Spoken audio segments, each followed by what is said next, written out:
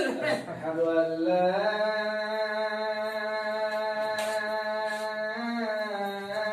إله إلا الله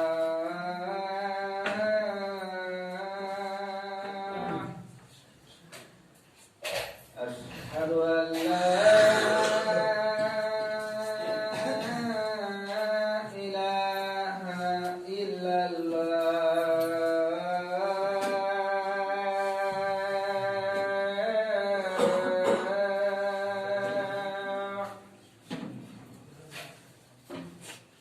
أشهد أن محمد رسول الله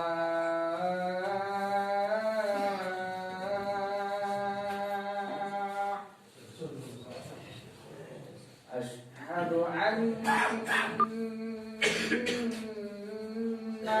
محمد رسول الله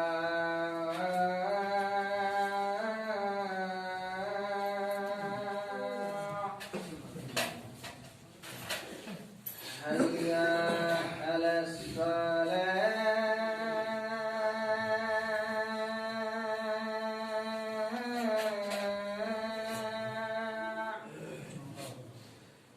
حي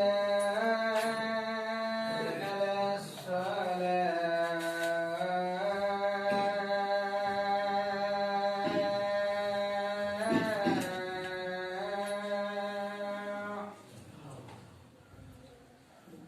حي على الفلاح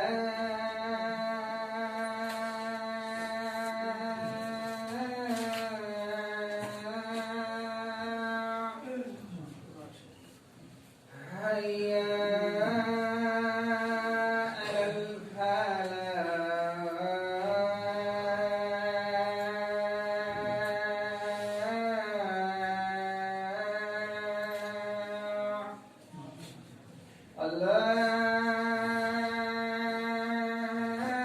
الله أكبر الله أكبر لا إله إلا الله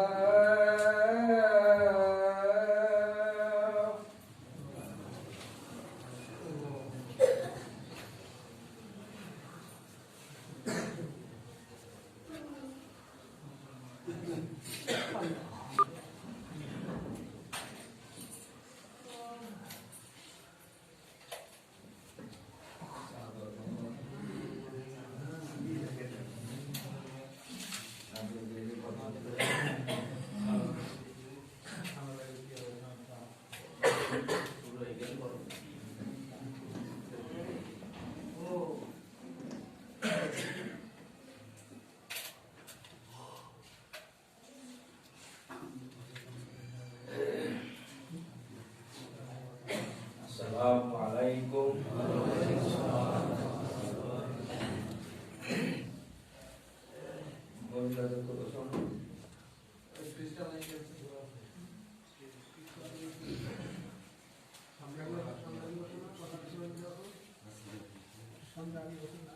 A'udzu billahi minasyaitonir rajim. Bismillahirrahmanirrahim. Wa qadara rabbuka alla ta'budu illa iyyahu wa bil walidayni ihsana imma yablughanna 'indaka al-kibara ahaduhuma aw kilahuma fala taqul lahumā uffin wa la tanharhumā wa qul lahumā qawlan karīmā واخفض لهما جناح الذل من الرحمة وقل رب ارحمهما كما ربياني صغيرا ربكم أعلم بما في نفوسكم إن تكونوا صالحين فإنه كان للأولين غفورا যাল কুরবা হাক্কা ওয়াল মিসকিনা ওয়া ইবনাস সাবিলি ওয়ালা তুবাজ্জির তাবযীরা ইন্নাল মুবাজ্জিরিনা কানু ইখওয়ানা শায়াতিন ওয়া কানা শাইতানু লিরাব্বিহি কাফুরা ওয়া ইম্মা তুরিদান্না আনহুম ابتغاء رحمة من ربك ترجوها فقل لهما قولا ميسورا صدق الله العظيم وصدق رسوله النبي الأمين যাবতীয় প্রশংসা মহান আল্লাহ রাব্বুল আলামিনের জন্য আমরা শুকরিয়া করি আলহামদুলিল্লাহ। প্রিয় নবী মুহাম্মদুর রাসূলুল্লাহ সাল্লাল্লাহু তাআলা আলাইহি ওয়াসাল্লাম তিনার উপর দরুদ ও সালাম বর্ষিত হোক, আল্লাহুম্মা আমিন। সম্মানিত মুসল্লিবৃন্দ, শ্রেণীর মধ্যে শ্রদ্ধা ও ভালোবাসা, স্নেহ শুভেচ্ছা সকলের করে সালাম রইল। পবিত্র কোরআন হাকিম সূরা বানী ইসরাঈল তেসরা রুকু তেলাওয়াত করলাম 23 থেকে 25 পর্যন্ত। এইখানে আল্লাহ তাআলা 14টা কবিরা গুনাহ, বড় গুনাহ, যে গুনাহগুলো ইতিপূর্বে বনী ইসরাঈলদের মধ্যে ছিল। তো প্রিয় নবী মুহাম্মদ মুস্তাফা সাল্লাল্লাহু আলাইহি সাল্লামকে কোরআনের মাধ্যমে বনী ইসরাঈলদের যে 14টা গুনাহ করত, আর যে কারণে বনী ইসরাঈলকে ধ্বংস করা হয়েছিল, নবীকে সেটা জানিয়ে দেওয়া বলা হয়েছে যে এই 14টা গুনাহ যদি তোমার উম্মতের মধ্যে থাকে, তোমার উম্মত ধ্বংস হবে। তাহলে সেই 14টা গুনাহ আমাদের মধ্যে আছে কিনা তো দেখে নেওয়া দরকার কোরআন দিয়ে। যদি থাকে তওবা করতে হবে, আর যদি তওবা না করি তাহলে আমাদের ধ্বংস হতে হবে।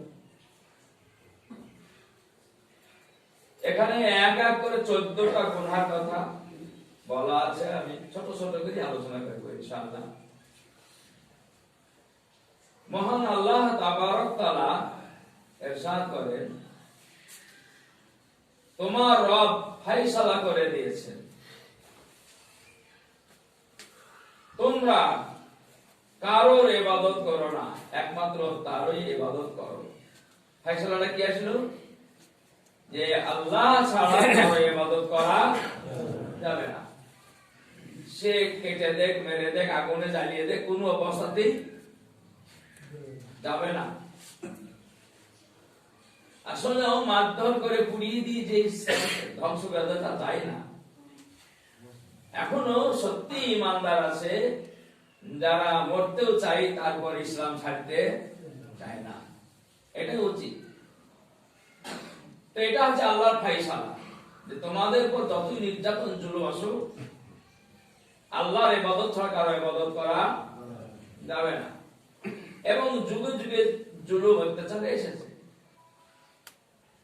যখন বনী ইসরাঈল পরে এসেছে হযরত ঈসা আলাইহিস সালাম, তারা অর্থাৎ ইহুদিরা এদের উপরে তুমুল অত্যাচার, যে অত্যাচারে একটি নমুনা বলা যায় যে ঈসা রুহুল্লাহর উম্মতদেরকে ওই ইহুদিরা, মানে এদেরকে খ্রিস্টান বলছে, তো ইহুদিরা এত অত্যাচার করেছিল যে গাছের সঙ্গে বেঁধে দিত, লোহার চিরুনি দিয়ে গাকে আঁচড়ে দিত, এভাবে শাস্তি দিয়েছে। তারপরেও এখানে কোরআনে কারিমে বলা আছে, এর চাইতেও যদি তোমাদের উপর শাস্তি বা কষ্ট আসে, তাহলেও যেন ইসলাম থেকে দূরে সরে যেও না।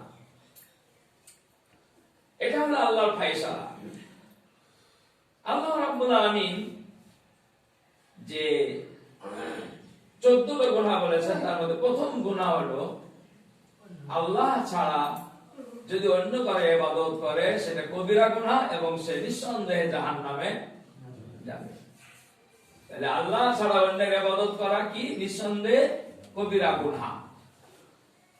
তো আমরা ইবাদতের ব্যাপারে, নামাজ রোজার ব্যাপারে দেখা যাচ্ছে যে আমরা আল্লাহ হুকুমে মানছি, কিন্তু রাষ্ট্রীয় ব্যাপারে, রাজনীতির ব্যাপারে হাজারো বাতিলকে মানছি, তাহলে ওটাও কি ইবাদতের মধ্যে গণ্য হলো না?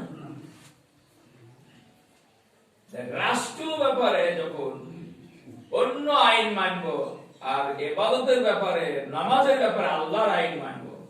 কোরআন হচ্ছে এইরকম, আল্লাহ রাব্বুল আলামিন বলেছেন ব্যক্তি জীবন, পারিবারিক জীবন, সমাজ জীবন, রাষ্ট্রীয় জীবন, অর্থনৈতিক জীবন, সার্বিক জীবনটাই হবে কোরআন মতে। সার্বিক জীবনটাই হবে কোরআন মতে। আংশিক কোরআনের কথা নিব, আর আরেক অংশ মানুষের তৈরি জীবন বিধান মানবো। এটা হতে পারে, এটাই হলো ফাইসালা, যে আল্লাহর আনুগত্য ছাড়া অন্য কারো আনুগত্য করা যাবে না। তাহলে যদি করি তাহলে কি গুনাহ? কবিরা গুনাহ। এটা মনে রাখতে হবে, কবিরা গুনাহ। তাহলে আমাদের মসজিদে যারা নামাজ পড়ছি তার মধ্যে কবিরা গুনাহ আছে কিনা একটু খেয়াল করতে হবে নাকি? কবিরা গুনাহ, কবিরা গুনাহ অনুগত হতেই থাকলে নামাজ কবুল হবে না। নাম্বার 2, পিতামাতার সঙ্গে ভালো ব্যবহার করো। পিতামাতার সঙ্গে ভালো ব্যবহার করো। আল্লাহ রাব্বুল আলামিন বলেছেন ভালো ব্যবহার বলতে কি বোঝায়? তো বলছেন যদি তোমাদের কাছে তাদের কোনো একজন বা উভয় বৃদ্ধ অবস্থায় থাকে, অর্থাৎ বাপ মরে গেল, মা আছে, মা মরে গেল, বাপ আছে, অথবা দুজনে একসঙ্গে আছে, হ্যাঁ বয়স হয়ে গেছে, তো তাদের সঙ্গে কি ব্যবহার করতে হবে? অয়স্কনীর জীবনী পড়েছিলাম, অয়স্কনীতে কোন যুদ্ধে যেতেন না, তো তারপর আপত্তি ছিল,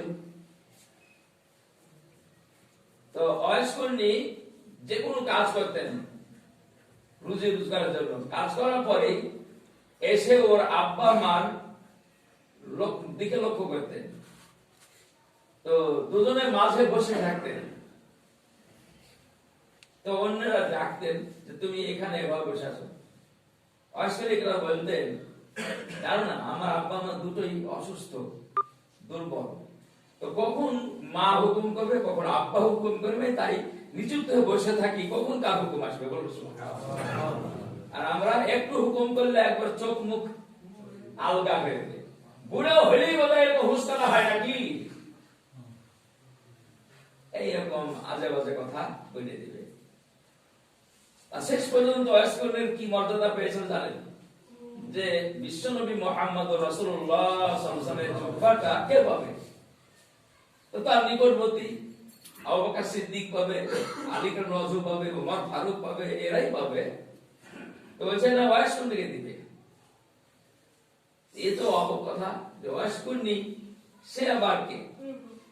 তো খুঁজতে খুঁজতে পাওয়া গেল অয়স্কনি, তো বলছে যে তোমাকে জুব্বা দেওয়ার কারণটা কি? তো অয়স্কনি বলছে যে উহুদ যুদ্ধে নবীজি দাঁত ভেঙেছে, ঠিক? বলে হ্যাঁ। তো তোমাদের দাঁত দেখি, বলে আমাদের সব 32টা দাঁত ঠিকই আছে। বলে আমার দাঁত দেখো, বলে যখন যুদ্ধ হয়েছিল দাঁত ভেঙেছিল, কোন দাঁতটা ভেঙে গেল নবী, আমি কেমন করে জানবো? তো অয়স্কনি তার দাঁতগুলোকে ভেঙেছিল, তাই বলে এখন আমাদের দাঁত ভাঙতে হবে তার কোনো কথা নাই। ঘটনাটা হচ্ছে ভালোবাসার কথা, প্রেম ভালোবাসা নবীকে। তো এই যে অয়স্কনি তার আব্বা মার মুখের দিকে তাকিয়ে থাকতে কোন হুকুম করবে যেন বিরক্ত না হয়। তো এখানে বলা হয়েছে আব্বা মার সঙ্গে এমনই একটি ব্যবহার করতে হবে যেন উহু শব্দটা এখানে দুই রকম ব্যাখ্যা দিয়েছে। আব্বা মাকে এমন ভাষা বলো না যা উহু শব্দ পায়, অথবা তুমিও আব্বা মার কথাতে এরকম হয় না যে ও তোমার জ্বালায় আর পাচ্ছি না, এমন কেউ বলো না। তাহলে এই যে কথাটা গুরুত্ব দিতে হবে। প্রিয় নবী মুহাম্মদ রাসূলুল্লাহ সাল্লাল্লাহু আলাইহি ওয়াসাল্লাম এই মেম্বারে দাঁড়িয়ে তিনি কখনো বদদোয়া করেন না, অথচ তিনজনের ব্যক্তি বদদোয়া করেছেন। তার মধ্যে একজন বলছে যে জিবরিল আমিন এসে বললেন বৃদ্ধ মা পেল অথবা তার সেবা করলো না, তো তার উপর লানত হোক। নবীজি বলেছেন আল্লাহ আমিন, আমিও আল্লাহর কাছে ফরিয়াদ করছি যে আব্বা মা পেল এবং তার সেবা করে জান্নাতের হাসিল করতে পারলো না, তারপর অভিশপ্ত হলো। তাহলে জান্নাত পেতে হলে ওটা একটা দরজা, সেটা হচ্ছে আব্বা মা। বলে সুবহানাল্লাহ। আল্লাহ রাব্বুল আলামিন বলেন এবং তাদের ধমকের সুরে জবাব দিও না। কোন কথা বলতে হলে সেটাও আল্লাহ শিখিয়ে দিয়েছেন। এটা তো কার কথা? এটা আল্লাহর কথা। কোন ধমক সুরে, মানুষ কি সুরে কথা বলে সেটা আমরা উপলব্ধি করতে পারি না। বিরক্তি হয়ে কথা দিচ্ছে না, বিরক্তি হয়ে দিচ্ছে না, এটাই তো বলছে ধমক সুরে মানে জবাব দেওয়া যাবে না। মর্যাদা সহকারে কথা বলতে হবে, সম্মান ও মর্যাদার সঙ্গে কথা বলতে হবে, আর দয়া কমলতা সহকারে সামনে নম্রভাবে থাকতে হবে। দয়া মানে হলো যখন যেটা চাইবে, অর্থাৎ অসুখ বিসুখে ওষুধ লাগবে, খাবার লাগবে, কোনটা খেতে চাইবে। অনেক সময় দেখবেন ছেলেরা বাপের কাছে খুব বলবে আব্বা অমুকটা আনেন তমুকটা আনেন, কিন্তু বৃদ্ধ মা বৃদ্ধ আব্বা ওরা বলতে পারে না, লজ্জা। আমাদের খাইয়া বলে মানুষ করেছে এটা ঠিক, তারপরেও যেন ছেলে পিলে কাছে চাওয়া ওটা কষ্টকর। ও কারণে ছেলেদেরকেই বরং জিজ্ঞেস আব্বার কোনটা খেতে ভালো লাগছে, কোনটা খেতে মন চাইছে, আপনি বলেন আমি সেটা আনবো। এমন ভাবে বলতে হবে যাতে আব্বা খুব কষ্ট না পায়। এটা হচ্ছে মায়া। অসুখের ব্যাপারে ওষুধ আনার ব্যাপারে মায়া করে আনতে হবে। আর তার সামনে যখন যেতে হবে বিনম্র ভাবে যেতে হবে, ভদ্র ভাবে যেতে হবে এবং দয়া করতেই থাকতে হবে। তার মানে এই নয় যে সেদিন দিয়েছি আবার আজও চাইছে, এরকম না, দয়া করতেই থাকতে হবে। কিন্তু এখন কি হচ্ছে, বেশি বিরক্ত করছে, তখন বেশিরভাগ চাকরিজীবীরা বাইরে চলে যাচ্ছে, যে বাপ মা কি করবে, তো বৃদ্ধাশ্রমে ফিরেগা, কি বৃদ্ধাশ্রমে ফিরেগা, টাকা দিয়ে সব হয়। এক মাস্টার গিয়েছে বৃদ্ধাশ্রমে, গিয়ে মা কেমন আছো, বলে ভালোই তো আছে রে বাপ, ফ্যানটা খারাপ হয়ে গেছে, জুত করে থো, তোর অবদ লাগবে। এই ফ্যানটা খারাপ হয়ে গেছে, জুত করে থো, তোরও তো আবার লাগবে। এই যে তোরও তো আবার লাগবে কথাটা গুরুত্বপূর্ণ কথা। আমাদের এলাকায় এক বৃদ্ধা মেয়ে, তাকে মাটির থালিতে দেয় ভাত, মাটির ওই বদনাতে দেয় পানি। তো কিছুদিন আগে ভালো করে ঘষে ঘাসে ঠিক করে দিয়েছে। তো ওর নাতি কে বলেছে তোর আব্বা তোর মাকে দিই সেটা। তো ওর মরার পরে ওই নাতি যে দিয়েছে আব্বা দাদি এই বদনার এই মাটিতে ঘষে দিয়েছে, তোর আব্বা মাকে দিস, মানে তোর আব্বা মাও দরকার হবে খাওয়া। কি বুঝলেন? এগুলো তো শিক্ষাটা কি পাবে? সত্যি ভালো করে একটা কথা শোনেন, আমি যদি আব্বা মার সেবাটা দেখাই আমার ছেলেদেরকে, তো আমার ছেলেটা ওখান থেকে উপলব্ধি করবে যে আব্বা কিভাবে তাকে সম্মান করেছেন, কিভাবে মর্যাদা দিয়েছেন, কিভাবে নিজে হাতে পায়খানা সাফ করেছেন। এগুলো আমার দেখে তো আমার ছেলেরা তৈরি হবে, ট্রেনিং পাবে। কিন্তু আমি যে আচরণ করবো, আমি যে ব্যবহার করবো, সে ব্যবহার তো আমার ছেলে তো ওটাই থেকে যাবে।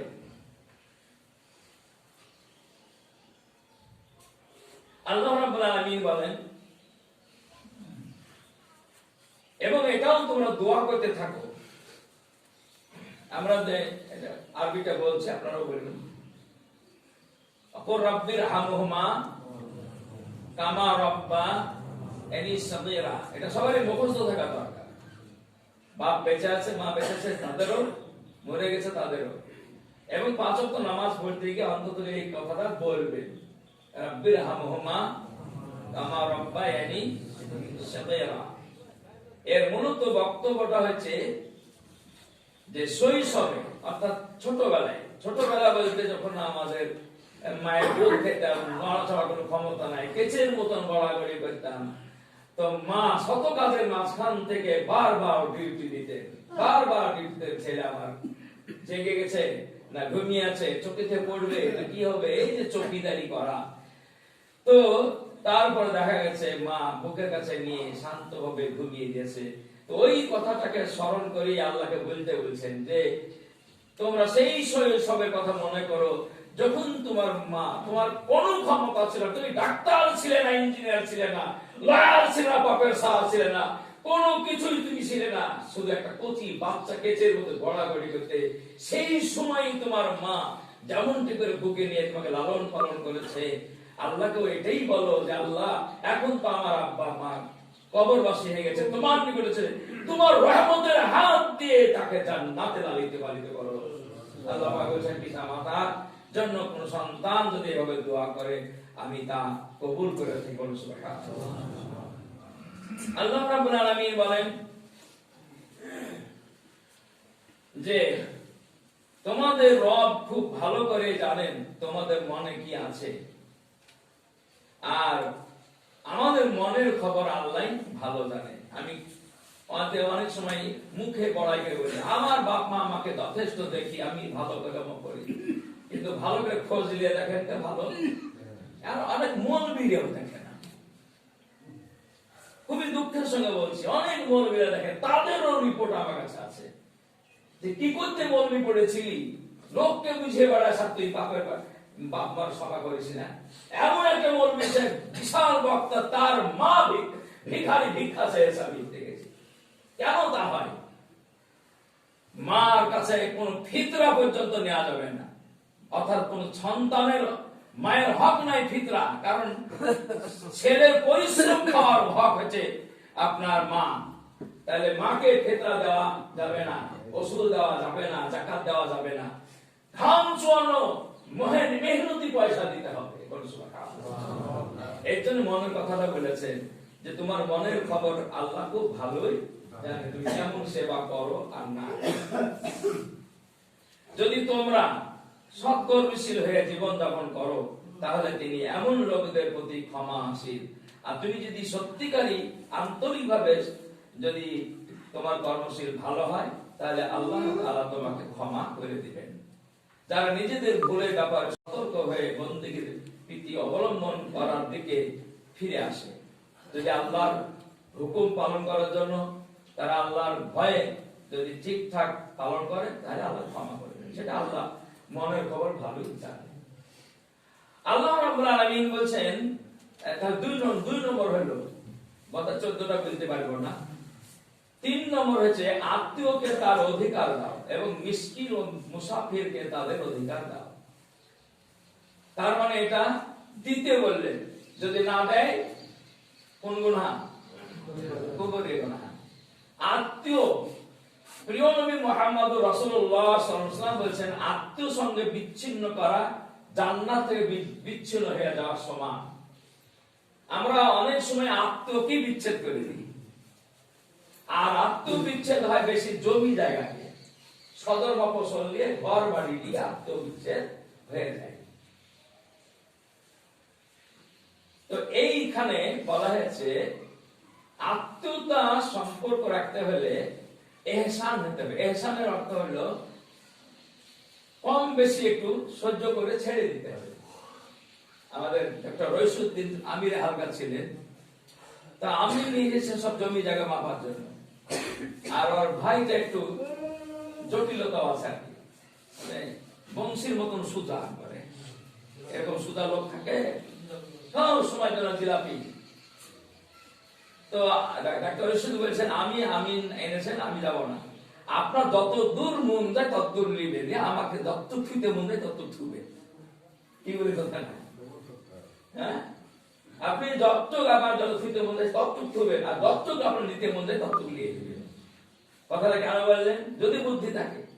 এতটুকু জমি যদি কারো বেশি নি মনে জেনে ওটা তাবিজের মতন গলায় কিয়ামতের মাঠে ঝুলিয়ে দেওয়া হবে, ঝুলিয়ে দেওয়া হবে। এরকম একটা কঠিন হাদিস আছে, ওই হাদিসটা আজকে বর্ণনা করার সময় নাই। তো তাহলে আত্মীয়তা সম্পর্ক ঠিক রাখতে হলে লেনদেনের ব্যাপারে আমাদেরকে স্বচ্ছতা থাকতে হবে। আর মিসকিন, যারা মিসকিন বলা হয়, ফকিরকে বলা হয় না। ফকিরও চাইছে আপনার দেখেন ব্যাংক ব্যালেন্স করেছে, ফকির চাইছে ব্যাংক ব্যালেন্স করেছে অনেক, আপনি যা ইনকাম করেন তাতে বেশি করে।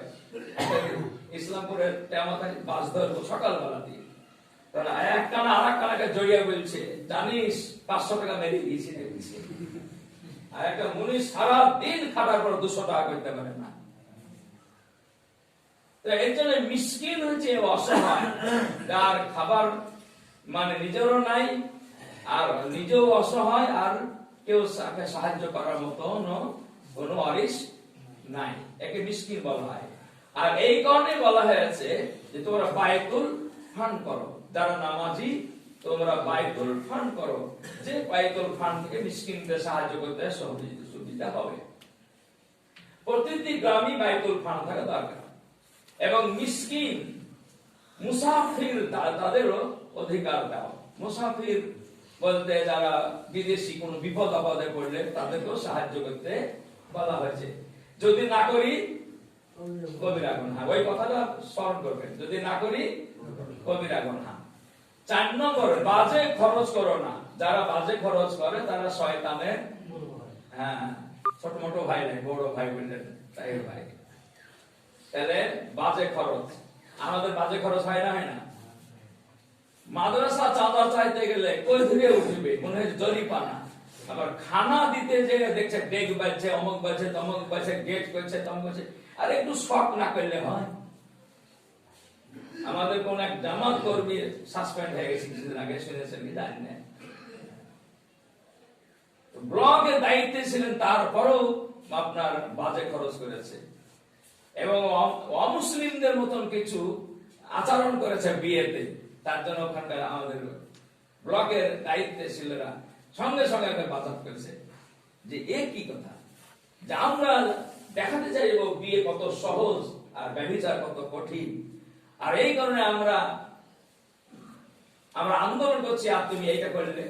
এই যে একটা সঙ্গে সঙ্গে বাজার করা, এটা লক্ষ্য রাখতে হবে যে বাজে খরচ করা যাবে না। আপনি খরচের জায়গা প্রচুর আছে, সেখানে তো দিতে পারছি না, বাড়ির পাশে খেতে পারছে না, দিতে পারছি না, ঘর নাই, দিতে পারছি না, আর আমি প্রচুর খরচ করবো, বাজে খরচ করবো, এটা শয়তানের। এটা কোন গুনাহ? কবিরা গুনাহ।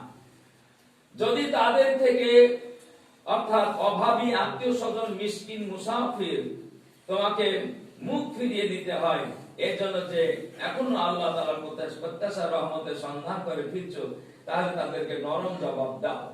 এখানে অর্থ হচ্ছে, ধরে নাও তোমার কাছে কোনো মিসকিন বা আত্মীয় বা কিছু চাইতে আসলে আদৌ তোমার দেওয়ার মতন কোনো ক্ষমতা নাই, ক্ষমতা আসলেই নাই, তো তাহলে তাদের সঙ্গে বিরূপ ব্যবহার করো না, বরং নম্র ভাবে, ভদ্র ভাবে বলো, ভাই আমি পাচ্ছি, চেষ্টা করবো করে দেওয়া, তবে আমি পাচ্ছি না, আল্লাহ রহম করে, তুমি দেখো আল্লাহ অন্য জায়গায়, আমি দোয়া করছি, এরকম নরম কথা বলবে। কিন্তু আমাদের স্বভাব কি, লাগ দাও খেলে কাজ করে খাইতে পারো না নাকি? চাইছে খাই, এত অভ্যেস হয়েছে সব, এগুলো কি দিলাম না? আবার এমন আঘাত দিয়ে কথা বললাম, এরকম আসে নাই? এইরকম মানে আচরণ করতে নিষেধ করা হয়েছে। যদি করি ওই আচরণ, কবিরা গুনাহ। নিজের হাত গলায় বেঁধে রেখো না এবং তাকে একেবারে খোলা ছেড়ে দিও না, তাহলে তুমি নিন্দনীয় অক্ষম হয়ে যাবে। তোমাদের রব যার জন্য চান রিজিক প্রশস্ত করে দেন, আবার যার জন্য চান সংকীর্ণ করে দেন। তিনি নিজের বান্দাদের অবস্থা জানেন এবং তাদেরকে দেখছেন। আল্লাহ রাব্বুল আলামিন 6 নম্বর কি বললেন? এত দানশীল হয়ে যেও না যে দান করতে করতে তুমি নিজেই ফকির হয়ে যাবে। ওটা নিন্দনীয়, ওটা কি নিন্দনীয়, এরকম দান করা ঠিক নয়। আবার এমন হয়েও না যে দান চাইলে গলাকে আর কইছে হাতে গলার সঙ্গে বাঁধে দিয়েছো, তার মানে এক চিন দিবে না, এরকমও করো না। আর বলা হলো যে আল্লাহ তাআলা যাকে রুজি দেন প্রশস্ত করে দেন। রুজির মালিক, আমরা এজন্য কি বলি, রুজির মালিক আল্লাহ। কিভাবে আপনাকে রুজি দিবে আল্লাহই ভালো জানেন। তাহলে এখানে দুটো দিক বলা হয়েছে, যে আল্লাহ যাকে অঢেল দিবে সে পাবে, আবার যাকে গনিয়ে গনিয়ে দিবে সে গনিয়ে গনিয়ে পাবে। এই কথা বলার অর্থ হচ্ছে তোমরা রুজির পিছনেই ছুটে পড়ো না, বরং তোমরা আল্লাহর দ্বীনের ব্যাপারে সচেতন থাকো, আল্লাহ তোমাকে রুজির সন্ধান দেবেন। এটা অনেক নিদর্শন আছে, অনেক নিদর্শন আছে যে আল্লাহ তাআলা কিভাবে যে আপনাকে রুজি দিবে সেটা আল্লাহই ভালো জানেন। তো আল্লাহ রাব্বুল আলামিন বলছেন বান্দাদের অবস্থা আল্লাহ সবই নিজ চোখেই দেখছেন। 6 নম্বর হলো, 8 নম্বর মতো বলে সমাপ্তি করছি। এটা আর একদিন খুতবা দেওয়া দরকার আছে নাকি? আর একদিন খুতবা দেওয়া দরকার আছে। তার মানে 7, 8 পর্যন্ত যদি বলি তাহলে তো আরো 6টা থেকে গেছে। দারিদ্র্যের আশঙ্কায় নিজেদের সন্তানকে হত্যা করো না, আমি তাদেরকেও রিজিক দেব এবং তোমাদেরকেও। আসলে তাদেরকে হত্যা করা একটি মহা পাপ। তাহলে মানে কাবিরা গুনাহ। এটা আপনারা স্পষ্ট জানছেন, দারিদ্র্যের ভয়ে ছেলে মেরে দেওয়া, মানে খেতে দিতে পারবো না, একটা বেটা একটা বিটি নিয়ে হ্যাপি লাইফ। হ্যাঁ, এই হ্যাপি লাইফ করতে গিয়ে আল্লাহ তাআলা বলছেন তোমরা হত্যা করছো। তাহলে সত্যি বলেন তো একটা মানুষ মার্ডার করা কত বড় পাপ? তো মানুষ মার্ডার করা পাপ, তার চাইতে পাপ হলো একটা মাসুম বাচ্চা মেরে দেওয়া। বড় সুবহানাল্লাহ, কঠিন কথা কি না? একটা বাচ্চা সে কি অপরাধ করলো, মেরে দিলাম। তাহলে হত্যাকারী আমরা যে কজন আছে, অনেকে আমরা কেউ হত্যা করলে আমরা নিন্দাই করে দেব, কিন্তু আমিও যে কত হত্যা করছি তা খেয়াল নাই। এই জন্য বলা হলো ইহুদিদের মধ্যে স্বভাব ছিল সন্তানদের হত্যা করা। আরো জানেন না, আরব ভূখণ্ডে নিয়ম ছিল মেয়েদেরকে হত্যা করে দেওয়া, জীবন্ত মেরে দিত। এটা কবিরা গুনাহ। এই কবিরা গুনাহ থেকে আমাদের যদি কেউ করেও থাকে তাহলে তওবা করা উচিত এবং বেশি বেশি আল্লাহর কাছে ক্ষমা চাইতে বাধ্য হবে। রুজির মালিক প্রকৃতই আল্লাহ। আমরা যাই বলি না কেন, রুজির মালিক কে? আল্লাহ। তাও বিশ্বাস হয় না, অনেকে মনে করে আমি যদি গম না বুনি তো হোক দিবি, যুক্তি দিচ্ছি হোক দিবি। আচ্ছা আপনি গমই বললেন, তা আল্লাহ যদি ঝড় ঝাপটা দিয়ে শিলা দিয়ে মারিয়ে দেয় তো করুন দিনি, করুন দিনি। মোল ভালো ধরেছে, এমন কুয়াশা দিল মনকে ঝরিয়ে দিল, ঠেকান ধরি কি? তাছাড়াও রুজির মালিক আল্লাহ কথা বলা হয়েছে, হে সন্তান তোমরা পেটের ভিতরে ছিলে, কি খাবা কি খাবার তোমার প্রযোজ্য তুমি কিছুই জানতে না। আমি মহান আল্লাহ তোমার মায়ের স্থানে উষ্ণ গরম দুধ দিয়েছি যা তোমার জন্য প্রযোজ্য। রুজির মালিক আমি আল্লাহ। বলো সুবহানাল্লাহ। ঠিক ওই জায়গায় হাত দেন, তাই কি না? ওই জায়গায় হাত দেন, রুজির মালিক আল্লাহ। আল্লাহ রাব্বুল আলামিন বলছেন যে এই রুজির ভয়ে তোমরা সন্তানকে হত্যা করো না, এটা মহা পাপ। জেনার কাছেও যেও না, এটা অত্যন্ত খারাপ কাজ। তাহলে জেনা করা দূরের কথা, বলছে জেনার কাছে যেও না। এই জেনার কাছে যেও না একটা হাদিস আছে, সেটা হলে চোখের জেনা থেকে হেফাজত থাকতে হবে। অর্থাৎ একবার কোন রকমের নজর পড়ে গেল, তার নজরকে ঘুরিয়ে নিতে হবে। দ্বিতীয়বার নজর করা বলছে, প্রথম নজরটা ছিল তোমার নজর, দ্বিতীয় নজর যখন করতে গেলে ওটা শয়তানের নজর। হযরত মুহাম্মদ মুস্তাফা সাল্লাল্লাহু আলাইহি ওয়াসাল্লাম বলেছেন। তাহলে শয়তানের নজরটাকে বন্ধ করতে হবে, জেনা থেকে বন্ধ থাকতে হেফাজত করতে হবে। দ্বিতীয় হচ্ছে যে পোশাক আশাক, এমন অঙ্গি ভঙ্গি করে মেয়েরা পোশাক আশাক করছে, তার পোশাকে উলঙ্গ বেহা কোনো মতে প্রমাণ হয়ে যায় যে সে হাতছানি দিচ্ছে জেনা, এমন পোশাক আশাক পরিধান করাও যাবে না। হাতের জেনা, মুখের জেনা, মুখে মুখে এমন ভাবে অশ্লীল কথা বলছে, সেগুলো জেনার শামিল বলা হয়েছে। পায়ের জেনা, মনের জেনা, এগুলোকে মনের মধ্যে কোন রকমের জেনার কে নিয়ে পুষতে হবে না, মন থেকে সবসময় মুছে দিতে হবে আল্লাহর ভয়ে। যারা জেনা করে বা জেনা আবিষ্কার করে, তো এরা কবিরা গুনাহ করে। কোন গুনাহ করে? কবিরা গুনাহ করে। আমরা এর থেকে যদি হেফাজত না থাকি, আজকে গোটা বিশ্বে ধ্বংসের মূল হচ্ছে ব্যভিচার, জেনা। প্রিয় নবী মুহাম্মদ রাসূলুল্লাহ সাল্লাল্লাহু আলাইহি ওয়াসাল্লাম বলেছেন, একটা দেশ ধ্বংস হওয়ার জন্য যথেষ্ট যখন সে জেনা করবে আর মদ খাবে আর গান বাজনাকে প্রাধান্য দিবে, এই তিনটে জিনিস বেশি প্রাধান্য দিবে, সেই দেশ ধ্বংস অনিবার্য। বলুন কোন দেশ নাই? আমার শুধু আরবে যে দেখলাম, ওখানে কোন গান বাজনার আওয়াজ পাচ্ছিলাম না, মানে থাকলেও কোথায় আছে, এমনি যে সচরাচর পথে ঘাটে যেমন তেমন সেখানে সেখানে যে গান বাজনা, সেই গান বাজনা নাই। তারপরে মূর্তি পূজা তো অবশ্যই নাই। তারপরে ব্যভিচার সেখানে ধরা পড়লে এখনো শাস্তি আছে, আমাদের এখানে শাস্তি নাই, এখনো সেখানে ব্যভিচার ধরা পড়লে শাস্তি আছে, সঙ্গে সার করে দিবে। যদি ব্যভিচারের মধ্যে অবিবাহিতা হয় তাহলে 100 ডোরা মারবে, আর যদি বিবাহিত আর বিবাহিতা হয় তাহলে তাকে পুঁতে দিয়ে তাকে মেরে শেষ করে দিবে। একটা নিদর্শন সৃষ্টি করুন, দৃষ্টান্ত সৃষ্টি করুন, ভূত ভালো হয়ে যাবে। কিন্তু যারা জেনা করেছে তাকে আবার পুরস্কার দিচ্ছে মমতা ব্যানার্জি থেকে আরম্ভ করে, যে ধরা পড়েছে তো ওকে পুরস্কার দেওয়া। সম্মানিত ভাইরা, দীর্ঘ সময় হয়ে গেছে, যার ফলে 10 থেকে আপনারা মনে রাখবেন, 10 থেকে 14 পর্যন্ত আর একদিন হবে, তা না হলে দীর্ঘায়ু হয়ে গেছে খুতবা। সুবহানাল্লাহ, সুবহানা রাব্বিকা রাব্বিল ইজ্জাতি আম্মা ইয়াসিফুন, সালামুন আলাল মুরসালিন, আলহামদুলিল্লাহি রাব্বিল আলামিন।